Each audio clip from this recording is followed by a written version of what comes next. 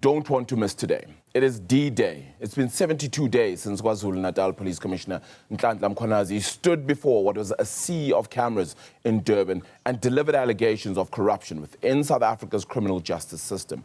Mkhwanazi accused Police Minister Senzo Mchunu of meddling in investigations and even colluding with criminal syndicates. He then went further, alleging the existence of a vast criminal network spanning politicians, senior police officers, correctional services, prosecutors, members of the judiciary, and even business figures operating in Gauteng.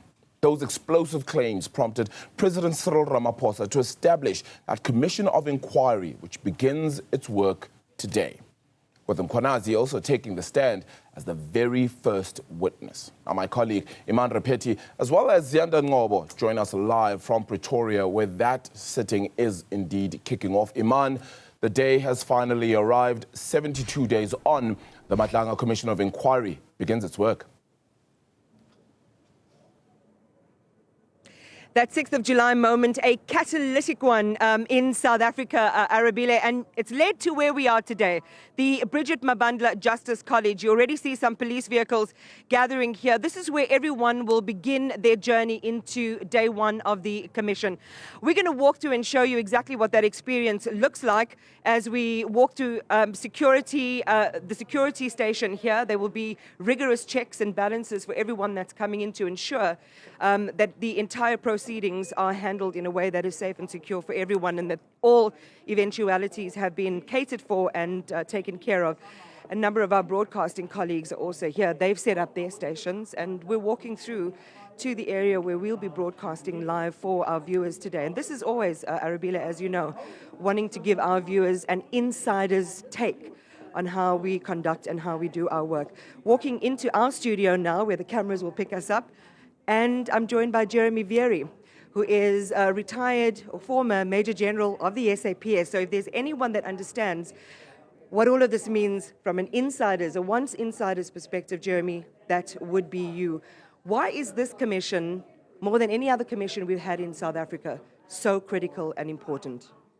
I think firstly, the first part of making it critical for me as an ex-police officer is the fact that it's historic for a general in the South African Police Service, after exhausting internal measures in the systems, even going to Parliament, to finally survive to this stage where he's going to do something unprecedented today.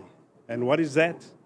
He's going to stand out there and say what many of us were said before, at the cost of being dismissed, of facing spurious charges, including myself, of bringing the organization into disrepute. The fact that General Mkhwanazi is survived to this point of going inside there today to say what he's going to say is significant. And what is he going to say? He's not going to talk generally.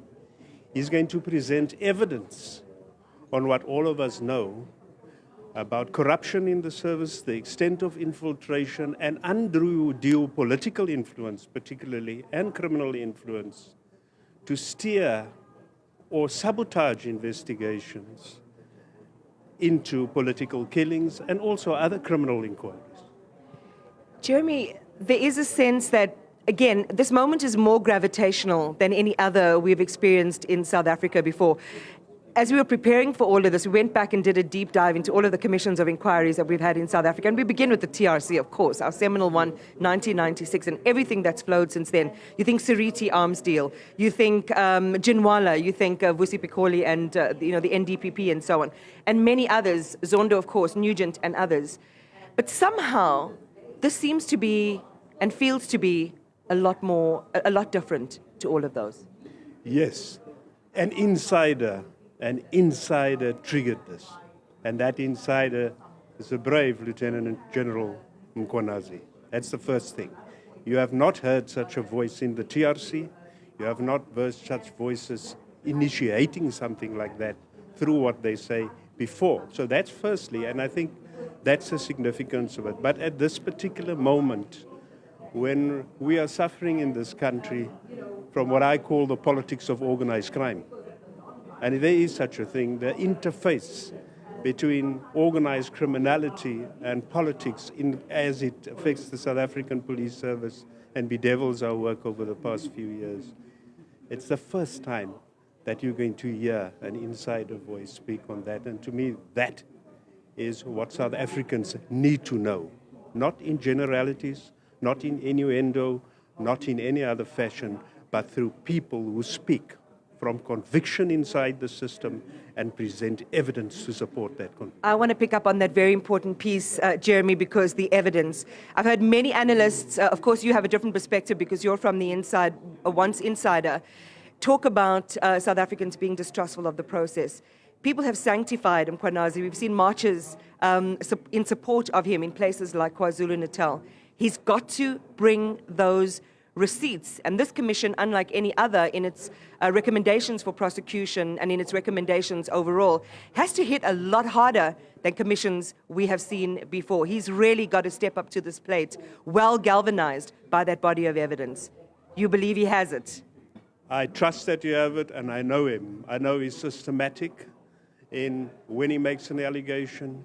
He has the facts. He might not have all of that, but he does have sufficient to at least present to this Commission of Inquiry a prima facie basis on which to start things. And you note, it's not going to end with his testimony. He's going to present other evidence that needs to be probed further. Its cogency needs to be determined by this Commission.